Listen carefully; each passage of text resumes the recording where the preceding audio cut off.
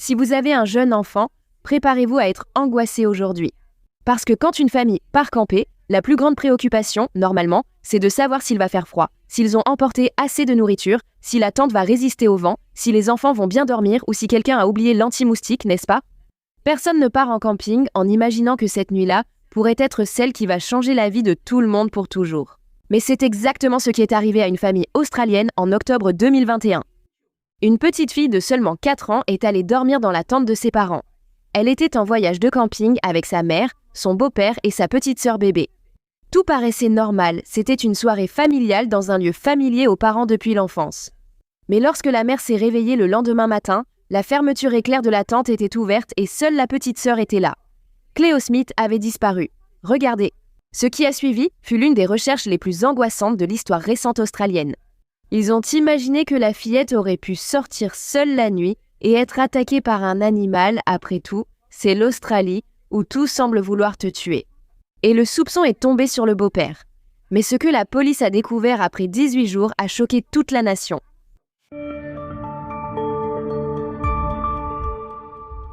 Salut à tous, je suis Sue, bienvenue sur la chaîne. Si vous aimez comme moi les histoires bizarres, faits divers, théories du complot et curiosités étranges, n'oubliez pas de vous abonner à notre chaîne, d'activer la cloche de notification pour ne rien rater. Et aimer, commenter, partager, parce que tout cela nous aide beaucoup ici sur la chaîne. D'accord? Et allons-y pour la vidéo. Aujourd'hui, je vous emmène à nouveau en Australie, le pays où nous vivons actuellement. Et l'affaire d'aujourd'hui s'est produite relativement près de chez nous. Au moins, c'était dans le même état, car ici, tout est presque désert, n'est-ce pas? Cleo vivait à Carnarvon, une petite ville d'environ 4800 habitants isolée sur la côte de l'Australie occidentale. Pour ceux qui regardent sur la carte, Carnarvon semble presque perdu au milieu de nulle part. La grande ville la plus proche est Perth, qui se trouve à près de 900 km de là.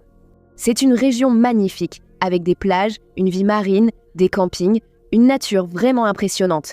Mais c'est aussi une région rude, chaude et isolée. Dans ces endroits où si quelque chose tourne mal, l'aide peut mettre du temps à arriver, tu sais.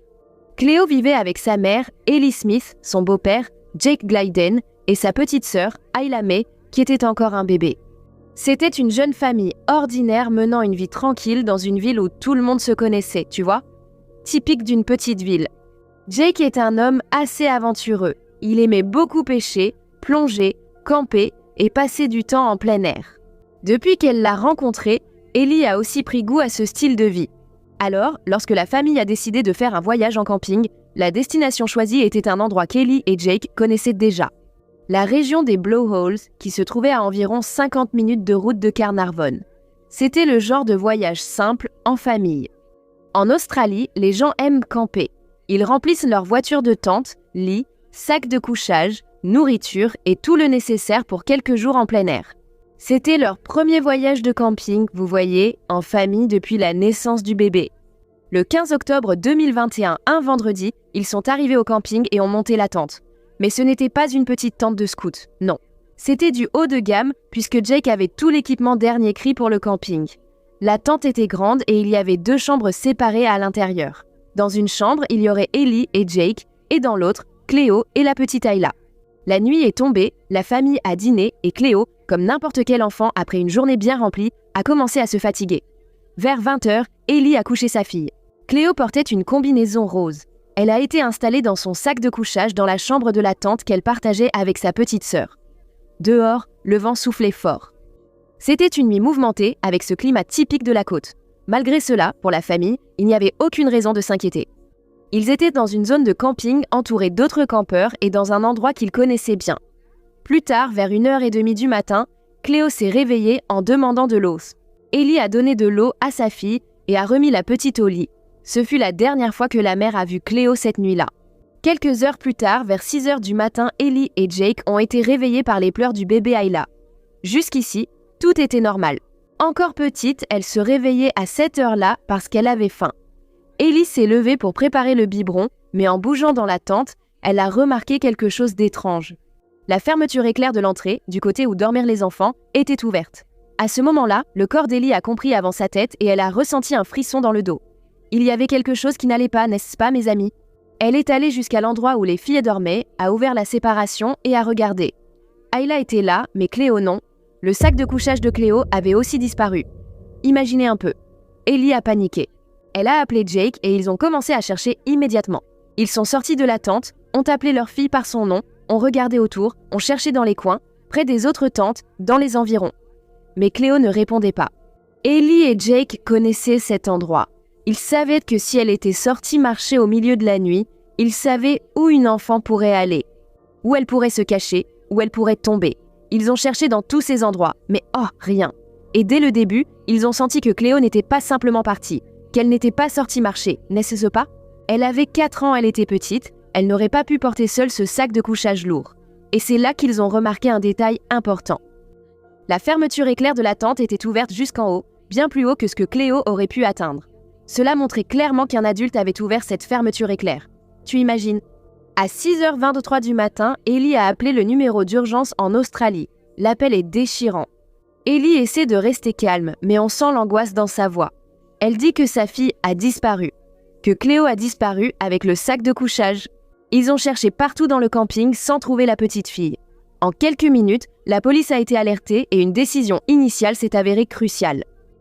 Les policiers ont traité cet endroit non seulement comme une zone de recherche pour une enfant disparue, mais aussi comme une possible scène de crime. Cela a tout changé parce qu'ils ont isolé la zone pour protéger les preuves. Regardez, dans de nombreux cas de disparition, les premières heures sont décisives. Une empreinte, une fibre, une marque, une fermeture éclair ouverte, tout détail peut révéler ce qui s'est passé. Et si cet endroit avait été contaminé ou traité simplement comme une recherche ordinaire, des indices importants auraient pu être perdus, n'est-ce pas? Pendant ce temps, des campeurs aidaient aux recherches. Des bénévoles ont commencé à fouiller la zone. La police a cherché dans les dunes, près de la plage, dans les environs, sur les sentiers. Des hélicoptères survolèrent la région. Des équipes spécialisées ont été appelées. La première crainte était que Cléo se soit perdue, et cette région était dangereuse. Il y avait la mer, des falaises, de la forêt, la chaleur, un terrain difficile. Sans parler, bien sûr, des animaux sauvages qui habitent la région. Et je n'exagère pas, vraiment. Il y a déjà eu des cas ici en Australie avec des chiens sauvages australiens appelés dingos. Ils envahissent les campings et emmènent les petits-enfants. C'est horrible. Alors, pour une enfant de 4 ans, chaque heure compte. Mais le temps passait et Cléo ne réapparaissait pas. Au début, on espérait retrouver la fillette quelque part à proximité. Peut-être effrayée, peut-être cachée, peut-être blessée, mais vivante. Mais au fur et à mesure que les recherches avançaient, une conclusion terrible a commencé à se dessiner. Cléo n'était probablement plus dans le camping. Imaginez ce que cela représente pour cette mère et ce père. Si elle n'était pas au camping, la question devenait inévitable. Quelqu'un avait-il pris Cléo? Cette idée était presque insupportable. Parce qu'une chose est imaginable, imaginer un enfant perdu, aussi désespérant que ce soit, c'est une chose. C'est différent d'imaginer qu'en pleine nuit, un inconnu ait ouvert la tente d'une famille, pris une fillette de 4 ans endormie et soit parti avec elle. Vous comprenez? C'est très difficile, non? La recherche a pris des proportions gigantesques. L'image de Cléo s'est répandue dans toute l'Australie. Des photos d'elle ont circulé dans les journaux, à la télévision et sur des panneaux d'affichage et sur les réseaux sociaux. Sa famille a lancé des appels émouvants à l'aide lors d'interviews. C'est l'affaire qui intrigue l'Australie.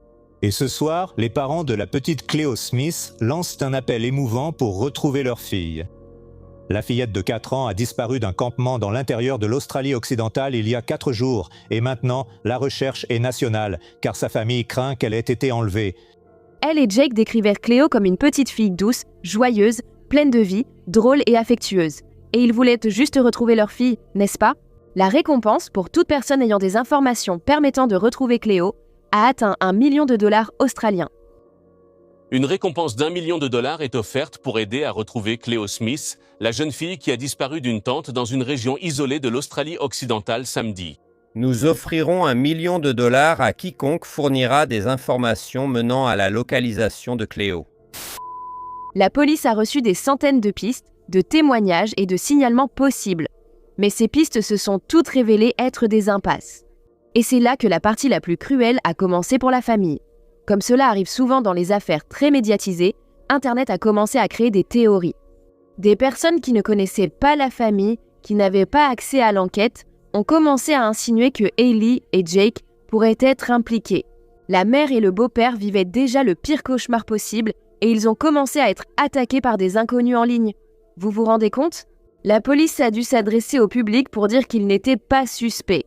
Au contraire, ils collaboraient à l'enquête. Mais les dégâts émotionnels étaient déjà faits, n'est-ce pas ? En plus de chercher Cléo, ils devaient faire face à des accusations, des commentaires cruels et des théories sans fondement. Pendant ce temps, en coulisses, la police menait une enquête immense. Ils ont analysé les images des caméras de surveillance, des caméras de station-service, des caméras de maison, les registres de véhicules, les informations des téléphones portables, la collecte des ordures et les preuves recueillies dans la tente. C'était comme chercher une aiguille dans une botte de foin. Et la botte de foin était immense. La zone enquêtée couvrait une superficie gigantesque. Des centaines de personnes au camping, certains arrivés, d'autres partis, des voitures sur la route, des portables connectés aux antennes, des infos venant de partout. Tu imagines seulement que, au milieu de tout ce chaos de données, une piste a commencé à se démarquer. 2 témoins qui étaient au camping ont dit avoir vu une voiture quitter la zone de Blowholes vers 3h du matin, la nuit où Cléo a disparu. La voiture se serait dirigée vers la petite ville de Carnarvon. Ce détail était important car Cléo avait été vue pour la dernière fois vers 1h30 du matin. Si une voiture est partie vers 3h du matin, c'était peut-être celle utilisée pour l'emmener, non ? Mais cela ne suffisait pas. Le vrai tournant est venu grâce à une tour de téléphonie mobile. Près du camping, il y avait une tour relativement récente. Et cette nuit-là, le téléphone portable s'est connecté à la tour à une heure qui a attiré l'attention des enquêteurs. Vers 3h05 du matin. Ce signal à lui seul ne résolvait rien. Des centaines, voire des milliers de données devaient être analysées. La police devait écarter des personnes, croiser des informations, comparer les horaires, les lieux, les itinéraires et les historiques. Mais ce signal du téléphone portable a ouvert une porte. Il a aidé les enquêteurs à remonter jusqu'à un homme appelé Terence Kelly. Terence Kelly avait 36 ans et vivait à Carnarvon. Et voici l'une des parties les plus effrayantes de cette affaire. Il habitait tout près de la famille de Cléo. Sa maison se trouvait à seulement 5 minutes de celle de la famille et à seulement 2 minutes du commissariat de police. Tu te rends compte ? Terence était décrit par ses voisins comme un homme calme, réservé et solitaire. Il vivait seul et avait un comportement que certaines personnes trouvaient étrange. Et vous allez comprendre maintenant pourquoi il était si bizarre. Il avait une obsession inhabituelle pour les poupées. Les policiers ont consulté ses réseaux sociaux et ont été choqués par ce qu'ils ont vu. Il avait une chambre pleine de poupées, certaines encore dans leur boîte. Il postait des photos avec les poupées, en prenait soin, les habillait, les coiffait. Il publiait des vidéos où il conduisait en ville avec les poupées sur ses genoux. Et la légende disait « J'adore emmener mes poupées en promenade ». Il semblait les traiter comme si elles étaient réelles. Si cela vous paraît déjà bizarre, attendez, ça va empirer. En vérifiant son Facebook, les policiers ont remarqué qu'il avait 5 filles et une épouse. Elles avaient toutes des profils sur Facebook et commentaient toujours les publications de leur père, interagissant avec lui. Il n'y a qu'un problème, Terence n'avait ni fille ni épouse. Il avait créé une sorte de fausse famille sur les réseaux sociaux. Il a créé de faux profils pour une épouse et des filles, mais en réalité, c'était lui qui gérait tous ses comptes. Il commentait lui-même ses propres publications en utilisant de faux profils, comme s'il s'agissait de ses filles. C'est vraiment bizarre, n'est-ce pas, mes amis ? Il a créé un monde imaginaire et la police soupçonnait que cette fantaisie avait un lien avec le crime. Terence voulait transformer cette idée de famille en quelque chose de réel. Il voulait une fille. Pour lui et Jake, les jours suivants ont été une véritable torture. Chaque jour sans nouvelles semblait pousser l'histoire vers une fin encore plus sombre. Difficile. Dans les cas d'enfants disparus, les premières 48 ou 72 heures sont cruciales. Après cela, l'espoir commence à être remplacé par la peur. Plus de 2 semaines se sont écoulées sans retrouver la fillette. C'est long pour une petite fille loin de ses parents, n'est-ce pas ? C'est beaucoup de temps pour être entre les mains d'un inconnu. Pour ceux qui suivaient l'affaire de l'extérieur, il était presque impossible de ne pas penser au pire. Au fur et à mesure que les preuves s'accumulaient, la police a commencé à resserrer l'étau autour de Terence Kelly. Données de téléphone portable, images de vidéosurveillance, historiques, informations provenant d'agences gouvernementales, comportements en ligne, tout a commencé à pointer dans la même direction. Mais le plus grand indice est venu lorsque la caissière du supermarché de la ville a appelé la police. Elle connaissait Terence, elle savait qu'il était solitaire. Mais ce jour-là, il achetait un paquet de couches. Elle a trouvé cela étrange et a décidé d'appeler la police. C'était la preuve qui manquait. Alors, dans la nuit du 2 au 3 novembre, tout s'est passé comme ça. Très vite. La police préparait une descente chez lui quand ils l'ont vu sortir en voiture, pressé. Il a commencé à conduire de façon erratique et les policiers ont décidé d'agir. Ils ne pouvaient plus attendre. S'il se rendait compte qu'il était suivi, il pourrait s'enfuir. Ou il pourrait faire quelque chose d'encore pire. Terence a été intercepté et arrêté. Mais lorsqu'il a été abordé, il était seul dans la voiture. Pas de Cléo. Les policiers se sont précipités chez lui. La maison était fermée à clé. Ils ne savaient pas ce qu'ils allaient trouver à l'intérieur. Et l'atmosphère est devenue tendue parmi les policiers. La question que tout le monde avait en tête était « Cléo est-elle encore en vie ?» Les policiers ont défoncé la porte et ont commencé à fouiller pièce par pièce. Chaque chambre vide augmentait la tension, jusqu'à ce qu'ils arrivent à l'une des dernières chambres. Ils ont ouvert la porte et elle était là. Cléo Smith était vivante. Elle était assise, en pyjama, les cheveux coiffés, en train de jouer avec des jouets. L'un des policiers l'a prise dans ses bras et lui a demandé son nom. Elle a répondu par les 4 mots que toute l'Australie n'oublierait jamais « Je m'appelle Cléo ». Elle a répondu. C'est la Bible, c'est Cléo. Quel est ton nom? Quel est le nom? Quel est ton nom, ma fille? Mon nom est Cléo, ton nom est Cléo. La nouvelle s'est répandue rapidement. Les policiers ont pleuré, les habitants ont célébré. Toute l'Australie a ressenti un soulagement collectif, les amis. C'était le genre de fin que presque personne n'osait espérer après tout ce temps. Ellie et Jake ont reçu l'appel disant que Cléo avait été retrouvée. Au début, cela semblait presque impossible à croire. Ils ont demandé où elle était, peut-être en imaginant qu'elle se trouvait dans une autre petite ville ou dans un endroit lointain, mais Cléo était à Carnival. Elle était là tout le temps, très près même de la maison de la famille, très près du commissariat qui la cherchait, n'est-ce que Sopa? Terence a été arrêté et emmené au commissariat. Là-bas, les enquêteurs ont réussi à reconstituer ce qui s'est passé. Dans la nuit de la disparition, il serait allé dans la région du camping d'Wadao sous l'effet de la méthamphétamine. Son intention initiale, selon ses dires, était de voler des objets dans des voitures ou des tentes. Mais à un moment, il a ouvert la tente de la famille de Cléo et a trouvé la fillette endormie. À cet instant, un crime qui aurait pu être un simple vol s'est transformé en quelque chose de bien pire. Il a pris Cléo et l'a emmenée. Pendant toute la période de sa disparition, les parents publiaient des appels sur les réseaux sociaux, suppliaient et cherchèrent des informations, demandant à quiconque avait Cléo de la rendre. Le détail le plus cruel, c'est que, comme c'était une petite ville, l'affaire avait pris une ampleur nationale. Terence Kelly voyait ces publications et il est même allé jusqu'à commenter sur les publications de la mère des choses de ce genre. Sois forte, j'espère vraiment que vous allez la retrouver bientôt. Oui, vous vous rendez compte, les amis, il savait où elle était tout le temps. Il était avec elle tout le temps. À l'intérieur de la maison, Cléo a été gardée enfermée dans une chambre. Plus tard, au tribunal, des détails terribles ont été révélés. Terence a changé la serrure de la porte. Il a utilisé du ruban adhésif pour attacher la petite fille. Il allumait la radio pour couvrir ses pleurs quand elle appelait sa mère et son père. Oh, la pauvre, n'est-ce pas? Cléo n'avait que 4 ans. Elle était seule, effrayée, sans comprendre pourquoi cet homme l'avait sortie de la tente, sans savoir quand elle reverrait sa famille. Pendant ce temps, dehors, toute la ville la cherchait. Au moins, il ne lui a fait aucun autre mal. Vous voyez ce que je veux dire? Au final, Terence Kelly a été accusé, et plus tard il a plaidé coupable de l'enlèvement de Cléo lors du procès. En 2021, il a été condamné à 13 ans et demi de prison. Lors de la sentence, la juge a souligné l'impact incommensurable que le crime a eu sur Cléo et sa famille. Parce que même avec la fin heureuse du sauvetage, une chose devait être dite. Cléo est revenue vivante, mais elle n'est pas revenue indemne de cette expérience. Physiquement, elle allait bien, mais le traumatisme émotionnel a persisté. Après le sauvetage, la famille a dû reconstruire sa vie. Cléo a commencé à faire des cauchemars, à passer des nuits difficiles. Elle, qui était auparavant une enfant indépendante, a commencé à avoir besoin de plus de proximité, plus de sécurité, plus d'affection. Et comment expliquer à une enfant de 4 ans ce qui lui est arrivé? Comment faire comprendre à une enfant ce qu'est un inconnu? Il l'a sortie de la tente, l'a emmenée dans une maison et l'a gardée prisonnière pendant 18 jours. Elle et Jake ont essayé d'aller de l'avant pendant un certain temps. La famille est partie en voyage en caravane à travers l'Australie. Pas exactement pour fuir, mais pour se retrouver. Passer du temps ensemble, créer de nouveaux souvenirs. Après une expérience que personne ne devrait vivre. Ils voulaient que Cléo se sente à nouveau en sécurité. Récemment, un reportage est passé à la télévision ici, montrant comment Cléo va 5 ans après l'enlèvement. Grâce à Dieu, elle est totalement rétablie.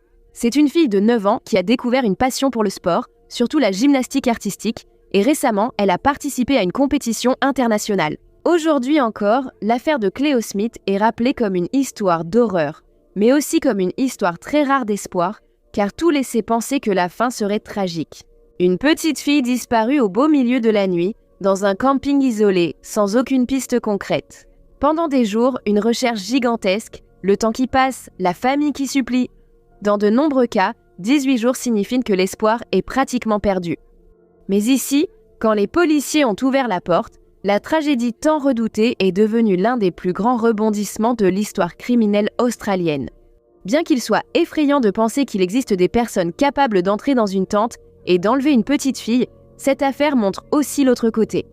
Des enquêteurs qui n'ont jamais abandonné, des bénévoles qui ont cherché jour après jour, une communauté qui s'est mobilisée et une famille qui, même en vivant le pire cauchemar possible, est restée forte. Alors, dites-moi les amis, vous avez aimé cette histoire ? Laissez déjà votre like, commentez ce que vous en avez pensé et profitez-en pour partager. Et vous, les gens d'Australie qui nous suivent ici, vous connaissiez déjà cette histoire ? Je me souviens de la Nouvelle-Zélande.